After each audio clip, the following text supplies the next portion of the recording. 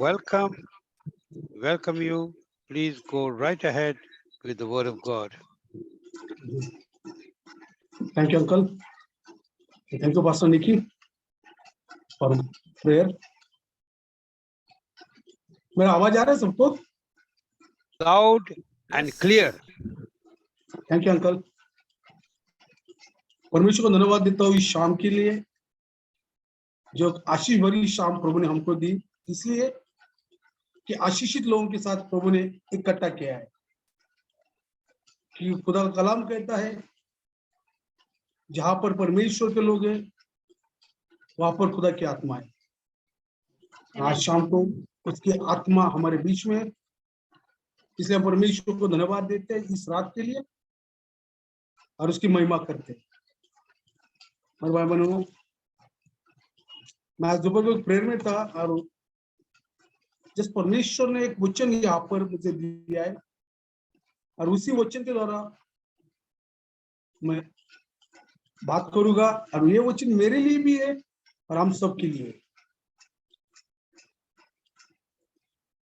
उत्पत्ति किताब genesis chapter 22 verse 7, ये पूरा अध्याय आपको पता है कि यहाँ पर परमेश्वर ने अब्राहम की परीक्षा ली है। 100 साल के बाद परमेश्वर ने अब्राहम को एक बेटा दिया है जिसका नाम इसहाक था। और जब उसको बेटा हुआ तो परमेश्वर ने कहा कि उस बेटे को मेरे लिए,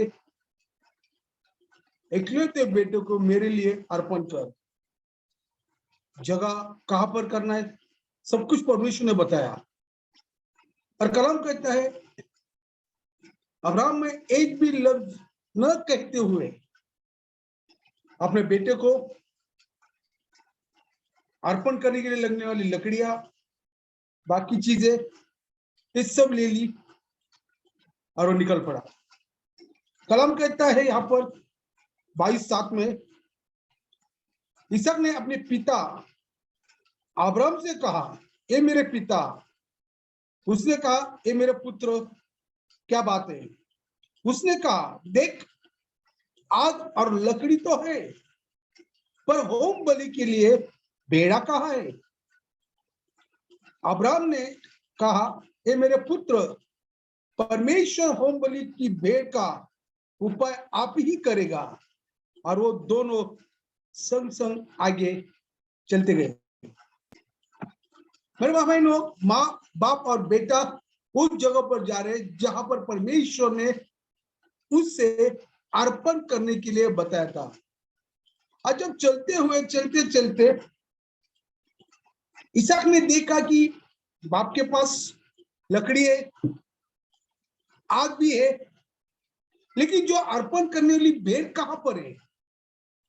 जो सवाल दिल में आया, उसने अपने बाप से कहा कि मुझे बता कि तूने तो सब कुछ लिया, लेकिन अर्पण करने के लिए भेड़ क्यों नहीं ली? कहां है भेड़? बाइबल कहती है यहां पर, अब्राहम ने कहा, फिक्र मत कर, और परमेश्वर हमें अर्पण करने के लिए भेड़ दे देगा। मेरे बहनों, जो लोग प्रभु यीशु के ऊपर विश्वास करके चलते हैं और विश्वास से आगे बढ़ते हैं, उनके जीवन के अंदर बहुत बार ऐसी मुसीबतें आती है कि जिस मुसीबतों के द्वारा उनका आत्मा चिन्ह विच्छिन्न बन जाता है, टूट जाता है पूरी तरह से, समझ नहीं आती कि आगे क्या करें। कलाम कहता है, अब्राहम की हालत देखी जाए तो 100 साल के बाद खुदा ने उसको बेटा दिया है और उस बेटे को लेकर प्रभु को देना है। उस वक्त उसकी दिल की हालत जो होगी वो काफी कठिन होगी, काफी पेनफुल होगी, लेकिन जो प्रभु ने कहा है वो करना जरूरी है। विश्वासु लोग जो प्रभु के साथ चलते हैं, परमेश्वर के मार्ग में चलते हैं, परमेश्वर जो कुछ कहेगा वो करना जरूरी है। आज भी खुदा की आत्मा अब्राहम की तरह, जैसा अब्राहम से बात करती है, वैसे खुदा के दासों के साथ, खुदा के विश्वास रखने वालों के साथ आज भी बात करती है। बहुत बार कठिन होता है अपने मन चाहे चीजों को बहाल करना, बहुत कठिन होता है मन चाहे चीजों प्रभु को देना या दूसरों को देना। लेकिन जब हम अपनी बातों से उसे खुश करते हैं तो हमें किसी को कुछ देने की जरूरत नहीं, देने के लिए वो खुद प्रबंध करता है और देने के लिए हमें एक नया मौका देता है। अब्राहम को मालूम था उसके पास भेड़ नहीं है, अब्राहम को यह भी पता था कि उसके बेटे को ही भेड़ समझकर उसे अर्पण करना है। लेकिन अब्राहम अपने बेटे को एक कह रहा है, फिक्र मत कर कि जिस परमेश्वर ने मुझे कहा है वो परमेश्वर इतना सामर्थ्यशाली है कि वो मुझे वहां जाने पर भेड़ देगा। कल क्या होने वाला है ये कल आने से पहले जो इंसान बोल के कहता है कि कल का दिन आज के दिन से ज्यादा मेरा आशीष होगा, आप मेरा परिवार देखेगा। आज तो घर में रोटी नहीं, आज तो घर में तकलीफ है, आज जॉब में प्रॉब्लम है, आज परिवार के अंदर प्रॉब्लम है, सब जगह पर मुसीबत है। और कैसे क्या कह रहे हैं कि कल का दिन आशीष का दिन होगा। एक बहन है मेरे कलीसिया के अंदर, उसका आदमी इस दुनिया से चल बसा है, उसके 3 बेटे हैं और वो बहन काफी तकलीफ परेशानी में से गुजरती है। एक दिन उसके घर में प्रेयर था और मुझे बुलाया गया प्रेयर के लिए, कलीसिया के लोग और हम लोग वहां पर गए और जस्ट प्रेयर कर रहे थे तो परमेश्वर ने कहा कि उसे बता आने वाले दिनों में मैं तुझे एक घर दूंगा, एक आशीषित ऐसा घर देगा। जो प्रभु ने मुझे कहा मैंने कह दिया। मैं जाने के बाद वो बहन ने अपने बेटे को कही घर कहां से मिलेगा, घर में तो कुछ भी नहीं है, खाने के लिए तकलीफ है। और पास्टर ने कहा घर मिले, किधर से मिलेगा, तेरे डैडी नहीं है, घर में कोई भी नहीं है, और किस तरह से होगा। मेरे बहनों, उसके बेटे ने उससे कहा जो खुदा के दास ने बात की है हमें विश्वास रखना चाहिए, जो हमसे मुंह से निकले और लफ्ज है उसके ऊपर हम विश्वास करके भरोसा करके रखना चाहिए कि परमेश्वर जरूर कुछ ना कुछ प्रबंध करेगा, वो हमें मिला के देगा, वो हमें आशीषित करेगा। कितनी भी असंभव बात होनी चाहिए, कितनी भी बड़ी बात होने दीजिए, कितनी ही बड़ी मुसीबत होने दीजिए, आपकी आशीष आपके लफ्जों के ऊपर पूरी तरह से डिपेंड करती है। मेरे बाबा ने जाने के बाद उस बेटे ने अपनी माँ को इंकरेज किया और बोला उसको।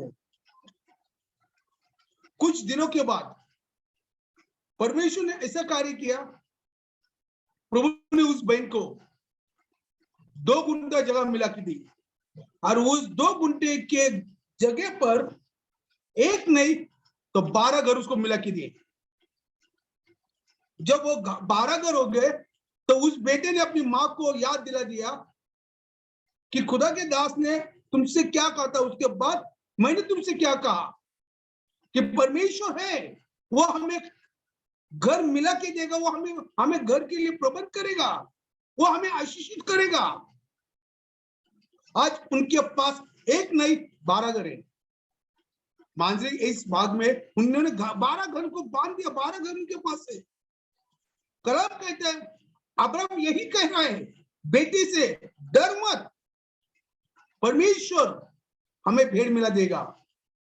और विश्वासघात चले गए। बाइबल का कलाम कहता है इसी के अंदर जेनेसिस 22 वर्स 14 में 14 में लिखा है कि परमेश्वर ने अब्राहम को वहां पर भेड़ दे दी और अब्राहम ने उस जगह का नाम रख दिया यहोवा यीरे। उसका मतलब होता है परमेश्वर हमें मिला कर देता है, परमेश्वर हमें हमारी हर जरूरत पूरी करता है, परमेश्वर हमें जो चाहिए स्वर्ग में से भेज देता है, उसका नाम यहोवा यीरे। मेरे भाई बहनों, जब हम अपनी आशीष न देके बोलते थे कि कल मैं बहुत सारे आशीष होगा, मैं आपको वादा करता हूं जो लिखा है वो मैंने अब्राहम का परमेश्वर, इसहाक का परमेश्वर, याकूब का परमेश्वर, इस्राएल का परमेश्वर, तुम्हारा मेरा परमेश्वर आज भी जिंदा है। वो हमें देखता है कि हम किस तरह से हमारे जबान में से लफ्ज निकालते हैं, किस तरह से हम अपने जबान में से बातें निकालते हैं। कंडीशन कोई भी हो, परेशानी कोई भी हो, हमने हमेशा एक बात सीखनी चाहिए, तकलीफ बोलने से बदले आशीष बोलना जरूरी है। परेशानी के बारे में सोचने से बदले उस परेशानी के ऊपर आशीष किस तरह से आएगी वो बात करना जरूरी है, क्योंकि तभी परमेश्वर अपनी बातों से, अपने लफ्जों से, अपने मुंह से निकले शब्दों से खुश होता है। आपको पता नहीं है, अब्राहम जब वहां पर गया तो परमेश्वर ने पहले ही उसके लिए आशीष लाके रखी थी, कि उसको मालूम था अब्राहम अगर ऐसा बोलकर अपने बेटे को खुश कर सकता है तो उसका बेटा देखकर वो मुझे खुश कर सकता है। ये प्रभु ने जान चुका था। वो अपने बेटे को मारने से एक तिनका भी कतराएगा नहीं, वो उसके बेटे को मेरे लिए बलिदान करेगा ही, ये प्रभु ने जान लिया था। इसलिए उसने पहले ही उसके पीछे एक झाड़ी के अंदर एक मेंढा को बांध के रखा था। मेरे भाई बहनों, बेटे ने भी देखा था मेंढा नहीं है, अब्राहम ने देखा था मेंढा नहीं है साथ में, लेकिन परमेश्वर को मालूम था अब्राहम ने जो कुछ कहा है उसे मिलेगा, क्योंकि अब्राहम ने विश्वास के द्वारा अपने मुंह से कहा था कि परमेश्वर हमें मेंढा दे देगा, हमें भेंट दे देगा। कोई भी आपकी आशीष हो, किस तरह की आशीष हो, अगर आपको चाहिए तो प्रभु से बोलते रहिए, अपने बच्चों से बोलते रहिए, अपने आदमी से बोलते रहिए, अपने बीवी से बोलते रहिए, बिल्कुल कतराए नहीं, क्योंकि परमेश्वर अपने लोगों की बात सुनने के लिए हमेशा तैयार होता है। लोग क्या कह रहे हैं, आजू बाजू की परिस्थिति क्या कह रही है, उसे मत देखिए, उस परिस्थिति के ऊपर आशीष के वचनों को बोलिए, आपकी आशीष आपके द्वार के ऊपर रहेगी। बाइबल कहती है, और एक यहाँ पर खुदा के दास के बारे में बताता हूं आपको, 2 शमूएल चैप्टर 6 और उसकी कुछ वचनों को मैं पढ़ना चाहता हूं।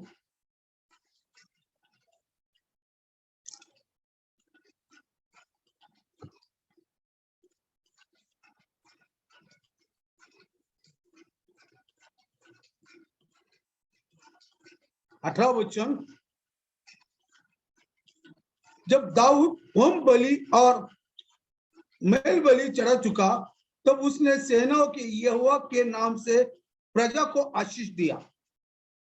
तब उसने समस्त प्रजा को, अर्थात क्या स्त्री या क्या पुरुष, समस्त इस्राएल भीड़ के लोगों को एक एक रोटी और एक एक टुकड़ा मांस और किशमिश की एक एक टिकड़ियां बांट दी। तब प्रजा के सब लोग अपने अपने घर चले गए। तब दाऊद अपने घराने की आशीष देने के लिए लौटा और शाऊल की बेटी मिखल दाऊद से मिलने को निकली और कहने लगी, आज इस्राएल का राजा जब अपने शरीर अपने कर्मचारी की दासों के सामने ऐसा उगाड़ के हुआ था जैसा कोई निकम्मा अपना तन उगाड़े रहता है, तब क्या यही प्रथा भी देख पड़ता था। दाऊद ने मिकल से कहा, यहोवा जिसने तेरे पिता और उसके समस्त घराने के बदले मुझको चुनकर अपनी प्रजा इस्राएल का प्रधान होने को ठहरा दिया है, उसके सम्मुख मैं ऐसा नाचा और मैं यहोवा के सम्मुख इस प्रकार नाचता रहूंगा, और मैं इससे भी अधिक तुच्छ मानूंगा और अपनी दृष्टि में नीच ठहरूंगा। और जिस दासियों की तूने चर्चा की वो भी मेरा आदरमान करेगी। और शाऊल की बेटी मिखल के मरने के दिन तक कोई संतान नहीं हुई। मरवा मैंने यहां पर मैं आपको बताना चाहता हूं, जब परमेश्वर का कोष दाऊद के नगर में लाया जा रहा था, उस वक्त उस कोष के सामने दाऊद डांस कर रहा था, नाच रहा था। ऐसा नाच रहा था कि उसने पूरे अपने कपड़े को अपने इधर से निकालकर पूरी तरह से परमेश्वर के अंदर खुद को भूलकर वो सब कुछ भूल चुका था कि वो राजा है, इस्राएल का प्रधान है, इस्राएल का मुख्य है, उसके सब जो लोग हैं उसके प्रजा के लोग हैं, उसके हाथ के नीचे के लोग हैं, और उससे सबसे ऊंचा दाऊद है। ध्यान से सुनिए, ये बहुत बड़ी बात थी। बड़े पोजीशन पर बैठने वाला राजा नीचे आकर ऐसा ऐसा नाच रहा है कि बाकी सब लोग को देखकर उसे हक्का बक्का हो गए। अरे बोल रहे ये क्या चल रहा है। उसकी जो औरत थी मिकल, वो उसे खिड़की में से देख रही थी। 2 शमूएल 6:14 में लिखा है, और वो देखते हुए उसने मन ही मन में उसे तुच्छ माना कि ये कैसा राजा है, ये कैसा इंसान है यार। इतना बड़ा होने के बाद भी इन लोगों के बीच में एक साधारण व्यक्ति की तरह डांस कर रहा है। इसे कुछ दिमाग है कि नहीं? मेरे भाई एक ध्यान में रखिए, जो परमेश्वर दाऊद का परमेश्वर, और दाऊद को भी देख रहा था और मिकल को भी देख रहा था। दाऊद का डांस देख रहा था, लेकिन मिकल की जो दिल की बातें चल रही थी वो बातें भी सुन रहा था। मेरे बहनों, वचन कहता है दाऊद ने सब अपना लोगों को, कर्मचारियों को, इस्राएल लोगों को जो कुछ देना था वो दे दिया और घर पे आ गए। घर पे आने के बाद जो दिल में कड़वाहट मिकल के अंदर थी, जो उसने उसे नाचते हुए देखते हुए उसके दिल में लाया था, वही बात घर पे आने के बाद मिकल ने दाऊद के सामने बोल दी। परमेश्वर दोनों की बात सुन रहा था। मिकल ने जो कुछ कहा ठीक है, लेकिन दाऊद क्या कह रहा है वो परमेश्वर को सुनना था। बाइबल कहती है दाऊद ने जब उसकी बातें सुनी तो सबसे पहले उसने कहा, जिस परमेश्वर के सामने मैं नाच रहा था, उस परमेश्वर ने मुझे, तेरे बाप के घराने को, उसके गादी को, उसके सिंहासन को और उसका जो कुछ है उसने मुझे दिया है। और उस परमेश्वर के लिए मुझे और भी नीचे जाना पड़े तो मैं नीचे जाऊंगा, और भी तुच्छ बनना पड़े तो मैं तुच्छ बनूंगा। आमीन। मेरे हम हमारे दिल के अंदर घमंड लेके चलते हैं। पढ़ाई का घमंड, पैसे का घमंड, सोसाइटी में जो हमारा सम्मान है उसका घमंड। चार लोग हमें क्या कहेंगे। मेहरबान प्रभु यीशु मसीह के नाम में कहता हूं, दाऊद का परमेश्वर आज भी वही परमेश्वर है जो बदलता नहीं है। बाइबल में लिखा है परमेश्वर कभी चेंज नहीं होता है। वो आज भी वही देख रहा है कि कितने लोग मेरे लिए नीचे आकर, मेरे लिए नीचे होकर मेरी सेवकाई करेंगे। बड़ा पद मिलने के बाद बड़े स्थान पर बैठकर बड़ी बातें करना प्रभु को पसंद नहीं है। सबसे बड़ा और सबसे बड़ी स्थान पर मेरा यीशु मसीह विराजमान होता है। हमारा अदोनाई सबसे ऊंचा स्थान पर है। कलाम कहता है उसने वो जगह छोड़कर हमारे बीच में आ गया, हमारे साथ आ गया। और अब ये नहीं सोचा कि मैं तो राजाओं का राजा है, मैं तो प्रभुओं का प्रभु है, मैं इन लोगों के बीच में क्यों जाऊं, वो लोग तो सब गलत है, गंदे लोग हैं, पापमय लोग हैं, इनके अंदर कुछ भी अच्छा नहीं। ये कभी नहीं सोचा, वो सब छोड़कर हमारे बीच में आ गए। दाऊद ने सब अपना राज का सम्मान, राज का अधिकार सब छोड़ दिया और लोगों के बीच में जाकर परमेश्वर के लिए, महिमा के लिए, उसको ऊंचा उठाने के लिए डांस कर रहे हैं। आमीन। बाइबल कहती है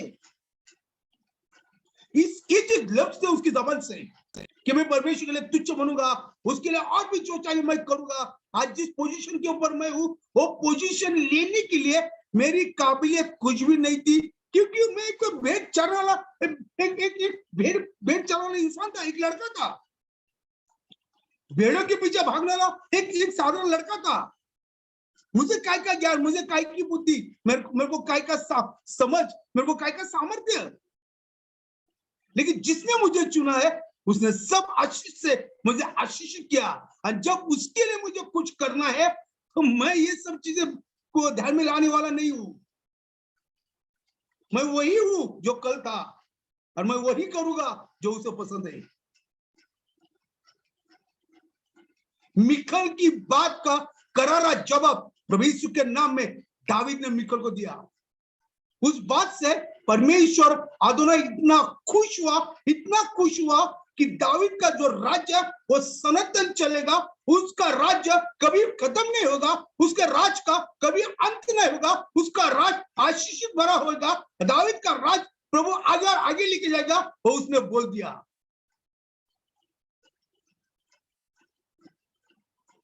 आज हमें आशीष मिलती है, कल आशीष आती नहीं है। एक आशीष आने के बाद हमारे 10 साल निकल जाते हैं। मेरे भाई प्रभु को वो बातें पसंद आती है जो बातों के द्वारा प्रभु खुश होता है, जिन बातों के द्वारा परमेश्वर के दिलों को जाके वो बातें छू लेती है और परमेश्वर उन बातों को सुनकर उसके दास के ऊपर, उसके परिवार के ऊपर, उनके लोगों के ऊपर आशीष देते हैं।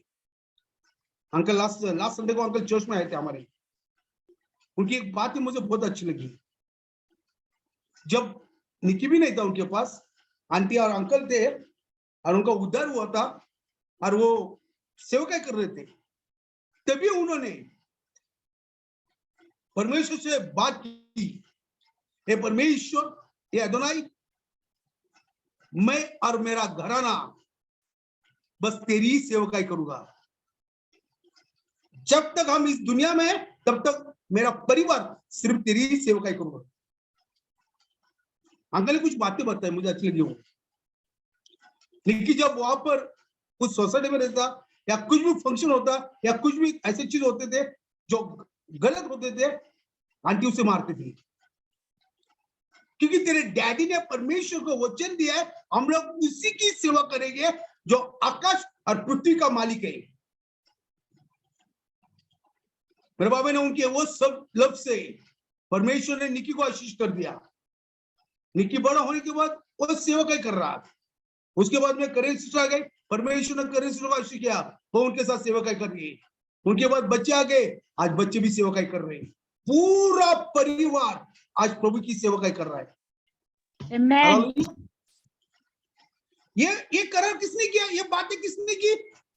अंकल ने। अंकल जब जवान थे, उनके पास निकी भी नहीं था, उस वक्त उन्होंने बातें की कि मैं, मेरी बीवी और आने वाला हमारा परिवार प्रभु की सेवा करेगा। उनकी जो परिस्थिति वो बदल गई, उनके दिन बदल गए। वो आशीष के ऊपर आशीष वो लेते गए और आज आशीष से होकर प्रभु की सेवा कर रहे हैं।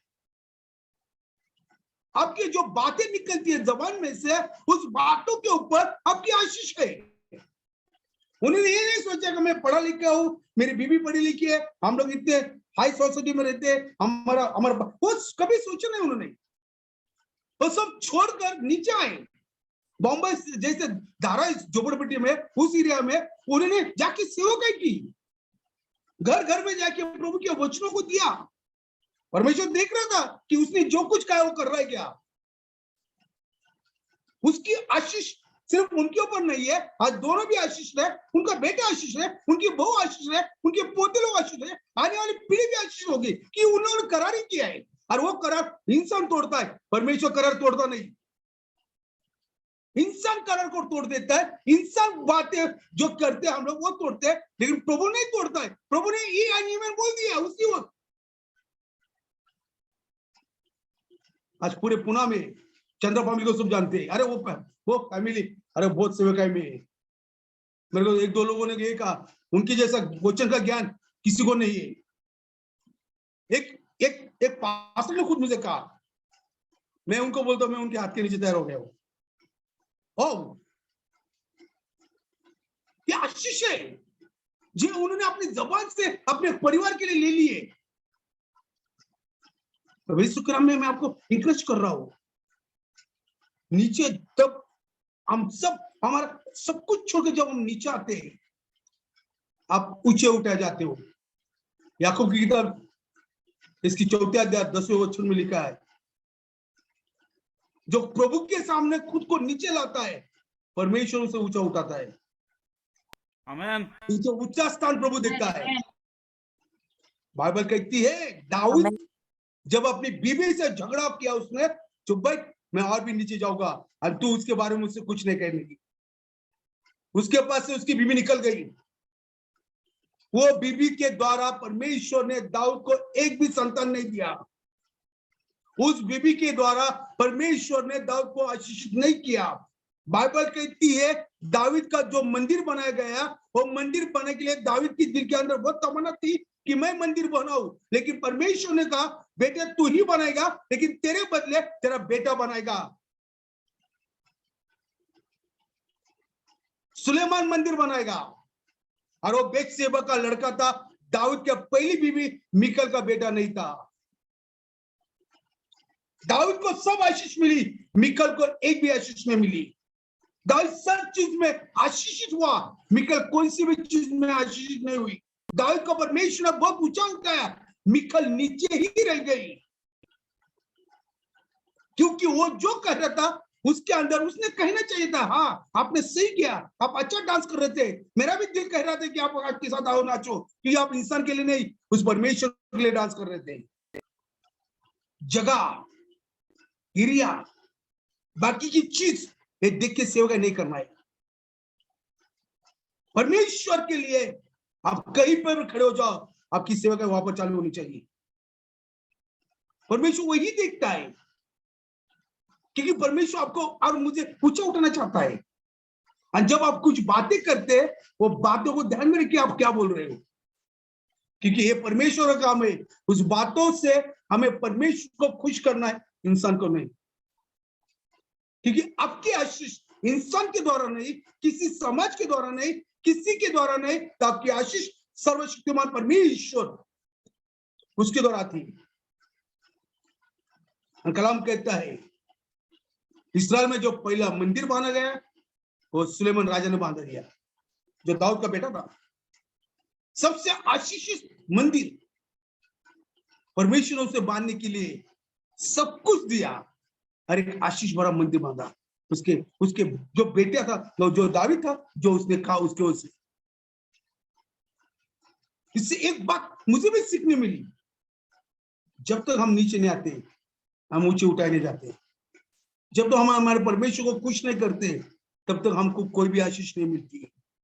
हमें आशीष चाहिए, हमें ऊंचा उठना चाहिए, तो हम बोलने चाहिए कि जिस प्रभु की सेवा मैं कर रहा हूं मैं और भी नीचे जाके सेवा करूंगा, और भी मैं खुद को नीचा करूंगा, और भी नीचे जाऊंगा, और भी मैं मुझे खुद को कम बनाऊंगा और उसे ऊंचा उठाऊंगा।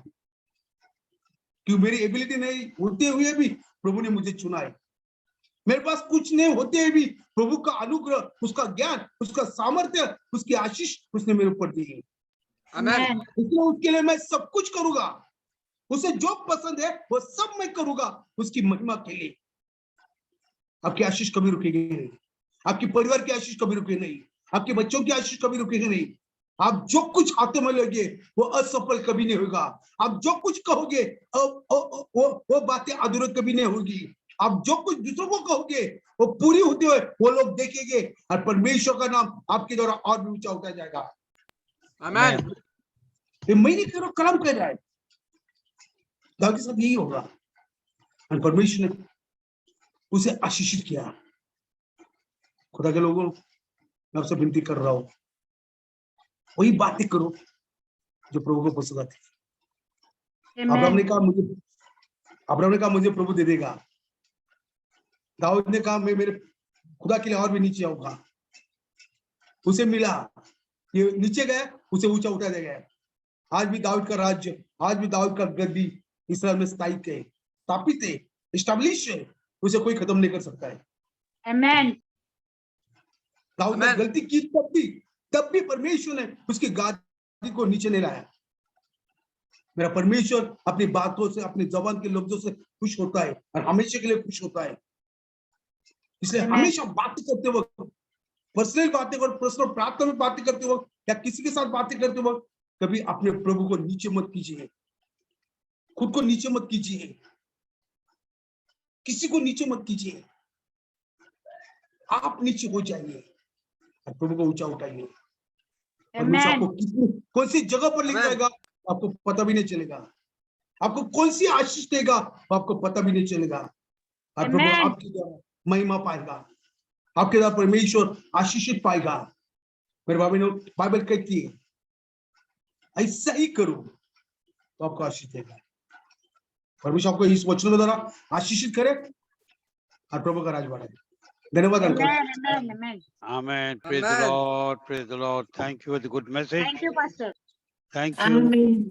Thank Amen. you, Pastor. Amen.